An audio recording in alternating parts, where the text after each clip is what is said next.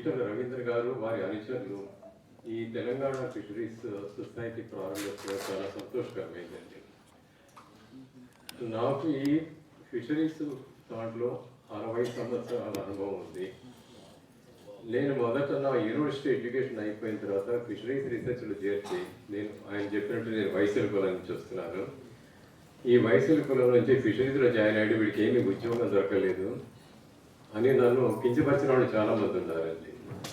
ఎందుకంటే ఆ రోజుల్లో ఫిషరీస్ అనే పరిస్థితి అలా ఉండేది. ఈ రోజుల్లో ఫిషరీస్ అని చెప్పి గొప్పగా చెప్పుకోగలుగుతున్నాం మనం. ఎందుకంటే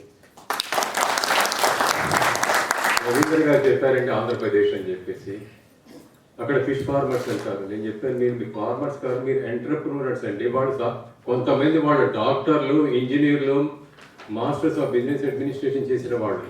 ఇది ఒక చిన్న వృత్తి కాకుండా ఇండస్ట్రీ లాగా తయారైందండి.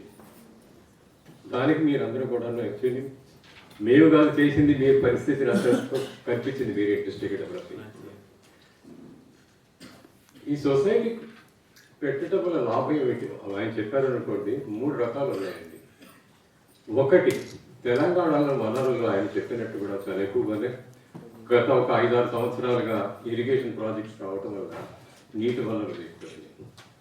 2, దానిలో చేపలు పెంపడానికి తగిన టెక్నాలజీస్ ఉన్నాయి. 3, దానికి తగ్గట్టుగా సెంట్రల్ గవర్నమెంట్ కానీ స్టేట్ గవర్నమెంట్స్ కూడా కానీ ఇంట్రెస్ట్ ఉంది. ఒక 10-15 సంవత్సరాల కింద కనుక చూస్తేనండి మనము ఫిషరీస్ ఒక ఇంపార్టెన్స్ ఇవ్వలేదు. సెంట్రల్ గవర్నమెంట్ కానీ ఇటు స్టేట్ గవర్నమెంట్స్ కానీ ఎవరు కూడా ఇంపార్టెన్స్ లేవు. మీరంతా మీరు ఏదో చేపలు పట్టడమో చేపలు పెంచడమో దానివల్ల చేయగలిగారని మీకంతా ఏమీ సహాయం రాదు. గత 17 సంవత్సరాల నుంచి ఫిషరీస్ ఒక వృత్తి కాదు, దానివల్ల ఎంప్లాయ్మెంట్ జనరేషన్ జరుగుతుంది, దానివల్ల ఫుడ్ సెక్యూరిటీ జరుగుతుంది అండ్ న్యూట్రిషన్ సెక్యూరిటీ జరుగుతుందని మన దేశంలో కాదు ప్రపంచం అంతా కూడా తెలిసి వచ్చింది. దానివల్ల అన్ని దేశాల్లో కూడా ఫిషరీస్కి చాలా ఇంపార్టెన్స్ ఇవ్వడం జరుగుతుంది. మీకు తెలిసినట్టు 2-3 ఏళ్ల కింద మనకు సెపరేట్గా ఫిషరీస్ మినిస్ట్రీ ఇక్కడ ఎస్టాబ్లిష్మెంట్ జరిగింది. ఆయన చెప్పినట్టు బంగ్లాదేశ్లో 20 ఏళ్ల కింద ఫిషరీస్ మినిస్ట్రీ సెపరేట్ మినిస్ట్రీ ఉండిందండి. నేను 10 ఏళ్ళు ఫిషరీస్ అడ్వైజర్గా ఉన్నాను బంగ్లాదేశ్లో. అక్కడ నీటి వనరులు ఎక్కువ. నేను వెళ్ళినప్పుడు తెలిసింది కదా, మన బెంగాలీలు కలకటాల వాళ్ళు కానీ పొద్దున బ్రేక్ఫాస్ట్కి ఫిష్ కావాలి, లంచ్కి ఫిష్ కావాలి, డిన్నర్కి ఫిష్ కావాలి, ఏ టైంలో కూడా ఫిష్ కావాలి. డిమాండ్ ఎక్కువ ఉండింది, నీటి వనరులు ఉన్నాయి కానీ ప్రొడక్షన్ తక్కువగా ఉండింది. దానికి ఏమి చేయాలని చెప్పేసి పెద్ద ఆలోచన. నేను ఎక్స్పర్ట్ అడ్వైజర్ కింద నేను ఆఫీసులో కూర్చి రిపోర్ట్లు రాయించి మీరు పనిచేయచ్చు చెప్పగలను. కానీ ఆ ఉద్దేశం నాది కాదు. వెళ్ళి ఫీల్డ్లో చూసి వాళ్ళకి వనరులు ఏమున్నాయి, ఆర్థిక పరిస్థితి ఏంటి, సోషల్ ఈవెంట్స్ ఏమిటి, అవన్నీ స్టడీ చేసి దానికి తగ్గట్టుగా టెక్నాలజీస్ డెవలప్ చేయడం జరిగింది. తక్కువ ఖర్చుతో ఎలా ఎక్కువ ఆదాయం చేయటం. ఒకసారి నేను 10 టన్నులు చేయమని చెప్పలేదు, 2 టన్నుల నుంచి 8 టన్నులు 10 టన్నులు చేయడం జరిగింది. అది ఒకటి జరిగిందండి. వితిన్ 3 సంవత్సరాల లోపల అక్కడ ఖాళీగా ఉన్న నీటి వనరులంతా కూడా చేపలతో నిండినయ్యి. అలాగే కాకుండా కొత్తగా మళ్ళీ నీటి వనరులు పాండ్స్ తవ్వడం మొదలుపెట్టారు. అది ఒకటి జరిగింది. 2వది నేను అక్కడ చేసింది ఏమిటండి, మహిళలు చాలా సంతోషం అమ్మా, మీరందరూ వచ్చారు పాల్గొంటున్నారు, చాలా సంతోషం. మహిళలు ఇప్పుడు మన చిన్న దేశాల్లో పూర్ ఫ్యామిలీస్ అండి, ఎవరో మగవాడు వెళ్ళి పనిచేస్తారు.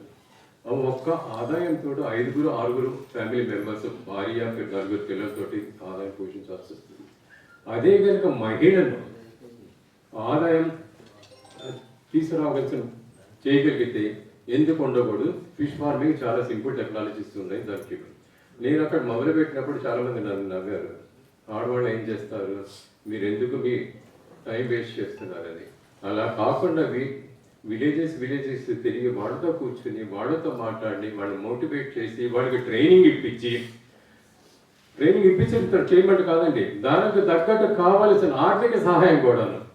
బ్యాంక్ లోన్స్, బ్యాంక్కి వెళ్తే మీరు 20% ఇంట్రెస్ట్ తీసుకునేవాడు. అలాగే నాన్ గవర్నమెంటల్ ఆర్గనైజేషన్స్ డోనర్స్ దగ్గర నుంచి డబ్బు తీసుకొచ్చి వాళ్ళకి ఆర్థిక సహాయం చేసి తర్వాత వాళ్ళు అమ్మడానికి కూడా వసతులు కల్పించడం జరిగింది.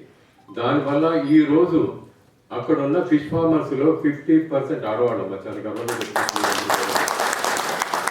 అదే పరిస్థితి మన దేశంలో తెలంగాణలో తీసుకురావాలని నేను ఆశిస్తున్నాను, కోరుతున్నాను. మీ అందరి సహాయంతో జరగడానికి మీరు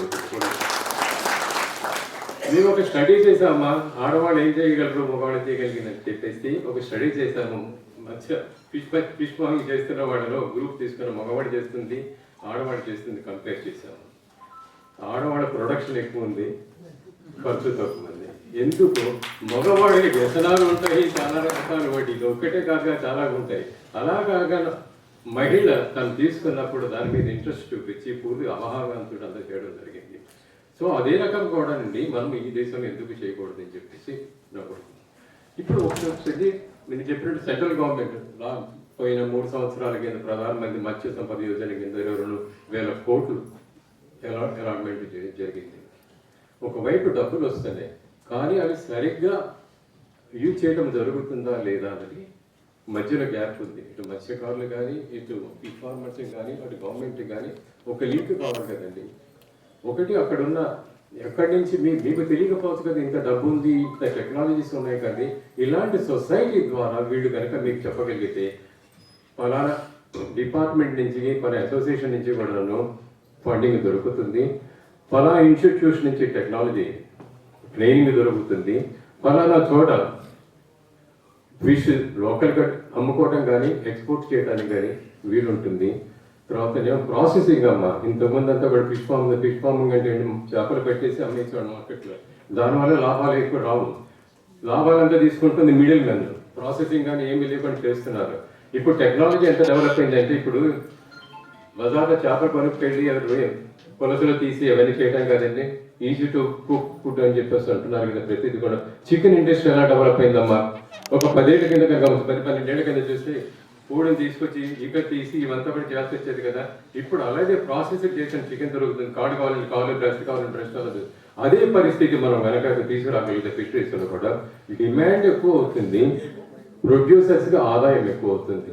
దానికి కావాల్సిన ట్రైనింగ్ ఇన్స్టిట్యూషన్స్ ఉన్నాయి, ట్రైనింగ్ ప్రోగ్రామ్స్ ఉన్నాయి, తర్వాత ఆర్థిక సహాయం కూడా చేసే ఇన్స్టిట్యూట్స్ ఉన్నాయి, నేషనల్ ఫిషరీస్ డెవలప్మెంట్ బోర్డు, అవన్నీ కూడా చాలా రకాలుగా ఉన్నాయి. సో దానివల్ల నేను రిక్వెస్ట్ చేసేదంటే ఈ అసోసియేషన్ ద్వారా మీరు ఆ వసతులన్నీ కూడా ఆర్థిక సహాయము, ట్రైనింగ్ ప్రోగ్రాము, వాల్యూ ఎడిషన్ కింద, ప్రాసెసింగ్ కింద, తర్వాత మార్కెటింగ్ ఇవన్నీ కూడా తీసుకోవాలని నేను రిక్వెస్ట్ చేస్తున్నాను.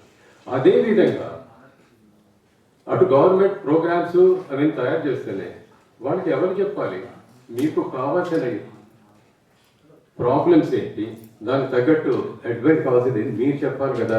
మీరు ఈచ్ ఇండివిజువల్ ఒక్కొక్కటి కూడా వెళ్ళి గవర్నమెంట్తో సంప్రదించలేరు, తెలియజేయలేరు. అదే ఒక అసోసియేషన్ ద్వారా మీ ప్రాబ్లమ్స్ అంతా కూడా గవర్నమెంట్, స్టేట్ గవర్నమెంట్ కానీ, సెంట్రల్ గవర్నమెంట్ కానీ, అంతర్జాతీయ సభలో కూడా తీసుకురాగలిగితే చాలా సహాయం ఉంటుంది. ఇప్పుడు చైనా అంటారమ్మా, మన ఇండియా ప్రపంచంలో 2వ నెంబర్లో ఉంది ఫిష్ ప్రొడక్షన్లో. చైనా ఫస్ట్ ప్రొడక్షన్లో ఉంది. వాళ్ళే కంపేర్ చేస్తే మన ప్రొడక్షన్లో 1/10 అంటే 10వ వంతు మాత్రమే మనం ప్రొడ్యూస్ చేయగలుగుతాం. వాళ్ళకి ఎంత నీటి వనరులు ఉన్నాయో మనకి అంత నీటి వనరులు ఉన్నాయి, కానీ మన ప్రొడక్షన్ తక్కువ. ఎందుకు ఒక కారణం ఏంటంటే మనము వాళ్ళు తిన్నంత చేపలు మనం తినట్లేదు. అక్కడ సగటున సంవత్సరానికి మనిషి 55 కిలోలు చేపలు తినడం జరుగుతూ ఉంది. ఇక్కడ మనకి సగటున నేషనల్గా చూస్తే 7 కిలోలు 8 కిలోలు అంత ప్రొడక్షన్ లేదు. ఇది ఎందుకు జరుగుతుందమ్మా? ఇంతకుముందు మన 50% 40% వెజిటేరియన్స్ అన్నారు, చేప తినట్లేదు. ఈ ప్రెజెంట్ జనరేషన్ వచ్చేప్పటికల్లా ఆల్మోస్ట్ 80% తింటూనే ఉన్న నాన్ వెజిటేరియన్ తింటున్న డిమాండ్ కూడా ఇంక్రీజ్ అవుతూ ఉంది. కాబట్టి వాళ్ళకి తగ్గట్టుగా మనం ప్రాసెస్ చేసి అమ్మగలిగితే వాటి కన్సంప్షన్ ఇంక్రీజ్ అవుతుంది, ఇక్కడ ప్రొడ్యూసర్ కూడా లాభాలు ఎక్కువ అవుతాయండి. దీనికి కావాల్సిన టెక్నాలజీస్ అన్ని అవైలబుల్గా ఉన్నాయి. అదే నేను ఒకసారి రవీంద్ర గారితో కూడా చెప్పాను. నేను మీరు ఒకసారి ఐడెంటిఫై చేసి మీకు ఉన్న ప్రాబ్లమ్స్ చేసి అవన్నీ కనుక గవర్నమెంట్కి దృష్టికి రావస్తే నేను చేయగలిగిన సహాయం వాళ్ళతో మాట్లాడటం కూడా జరుగుతుందని చెప్పుకోవచ్చు. సో ఆ ఇండస్ట్రీలో డెవలప్ అయ్యి ఈరోజు ఇండస్ట్రీ కింద అయిందండి. ఫిష్ ఫార్మింగ్, ఫిషరీస్ అంటే చిన్న వ్యవస్థ కాదు, చిన్న వృత్తి కాదు, ఇది ఇండస్ట్రీ కింద గర్వంగా చెప్పుకోవచ్చు. నేను ఫిషరీస్లో పనిచేస్తున్నాను, ఫిషరీస్లో చేస్తున్నాను అని చెప్పేసి గర్వంగా చెప్పుకోవచ్చు. ఆ పరిస్థితికి కావడం జరిగింది. కాబట్టి చాలా అవకాశాలు ఉన్నాయండి, అది ఉపయోగించుకోవాలి. ఎలా ఉపయోగించగలుగుతారు అనేది ఒక ప్రశ్న. దానికి ఈ సొసైటీ ద్వారా హెల్ప్ చేయగలుగుతోంది. మధ్యవర్తిగా ఇటు గవర్నమెంట్కి ఇటు మీ వృత్తిలో పనిచేసిన వాళ్ళందరికీ కూడా చేయడం జరుగుతుంది. ఇప్పుడు మన ఫిషరీస్ అంటే ఒక ప్రొడక్షనే కాదమ్మా, ఎంప్లాయ్మెంట్ జనరేషన్ ఉంటారు. 14 కోట్ల మంది డైరెక్ట్గా ఈ ఫిషరీ సెక్టర్లో పనిచేస్తున్నారు. డైరెక్ట్గా ఇండైరెక్ట్గా మార్కెటింగ్ వాల్యూ చైన్లో ఇంకా ఎన్నో కోట్ల మంది పనిచేస్తున్నారు. అది కూడా గవర్నమెంట్ దృష్టికి తీసుకురావడం జరిగింది. దానివల్ల కూడా వాళ్ళు చాలా ప్రాజెక్ట్స్ తయారు చేయడం జరుగుతుంది. ఎలా ఈ సెక్టర్లో పనిచేసే వాళ్ళు ఆదాయం ఎలా ఎక్కువ చేయగలుగుతామో, వాటికి ఎక్కువ ట్రైనింగ్ చేయగలుగుతాం. అది ఒకటేమో మత్స్య ఫిష్ ఫార్మింగ్, ఇంకోటేమో ఆయన చెప్పిన నదుల నుంచి సముద్రాల నుంచి కూడా చేపలు పట్టడం జరుగుతూ ఉంది. కానీ వాళ్ళ చేపలు పట్టే సముద్రంలో చేపలు పట్టే వాళ్ళ పరిస్థితి చాలా అధ్వానంగా ఉంది. అక్కడ ప్రొడక్షన్ తగ్గుతూ ఉంది. సముద్రం నుంచి కాస్ట్ ఎక్కువ అవుతుంది. డీజిల్ కాస్టు, మెషినరీ కాస్ట్ ఇదంతా కూడా ఎక్కువ అవుతుంది. దానికి కూడా టెక్నాలజీతో డెవలప్మెంట్ చేయడం జరిగింది. ఎలా తక్కువ ఖర్చుతోటి ఎక్కువ చేపలు నదుల నుంచి కానీ సముద్రం నుంచి కానీ పట్టుకోవడం జరుగుతుంది. ఇవన్నీ అవకాశాలు ఉన్నాయి. So there is an excellent opportunity అమ్మ. ఇక్కడ చాలా ఉంది మనకి అన్ట్యాప్డ్ పొటెన్షియల్ అని చెప్తాను నేను. నిజంగా నీ చూస్తే మనం 1/10 మనకు ఉన్న ఆపర్చునిటీస్లో 1/10 కూడా వాడట్లేదండి అది. So national fisheries development board Pittala Ravindra garu యాక్టివ్గా వాళ్ళతో కోలాబరేట్ చేస్తుంటారు. వాళ్ళ ట్రైనింగ్ ప్రోగ్రామ్స్ ఉన్నాయి, వాటి ఫండింగ్ ఉంది. ఇవంతా కూడాను రవీంద్ర గారు మీరు ఇవన్నీ కూడా వీళ్ళని సొసైటీ మెంబర్స్ దగ్గరికి అందజేయగలిగితే ఒక న్యూస్ లెటర్ లాగా పెట్టండి. ఒక మంత్లీ న్యూస్ లెటర్ లేదా కూడా ఎక్కడెక్కడ ఆపర్చునిటీస్ ఉన్నాయి, ప్రాసెసింగ్ ఏమున్నాయి, ట్రైనింగ్ ఏముంది, ఏం సార్ ఫండింగ్ అరేంజ్మెంట్ ఒకటి చేస్తూ కూడాను. ఇప్పుడు మీరు అది కాకుండా కన్వీనర్స్ చేశారు కదండి, నెలకోసారి 2 నెలలకోసారి వాళ్ళ దగ్గరికి వాళ్ళ ప్రాబ్లమ్స్ ఏంటి ఆ రిప్రజెంటేషన్ గవర్నమెంట్ తీసుకోవడం జరిగితే కూడా మంచి జరుగుతుందని చెప్పేసి నన్ను ఇక్కడికి చాలా సంతోషంగా